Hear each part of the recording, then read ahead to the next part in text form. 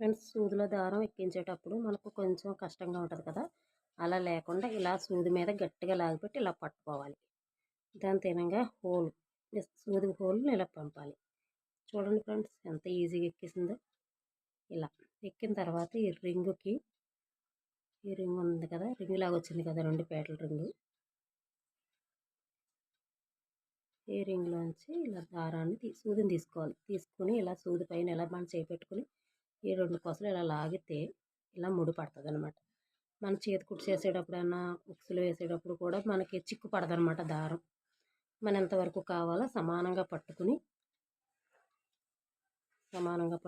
ఇలాగ ముడి వేసుకో. ఇలా ముడి వేసేటప్పుడు కూడా ఇలా పట్టుకుని ఒక్కసారి ఇలా తిప్పి ఈ కొసని ఇలా రోల్ చేయాలి. రోల్ చేసి ఇలా పట్టుకుని బిగించి ఇలా లాగితే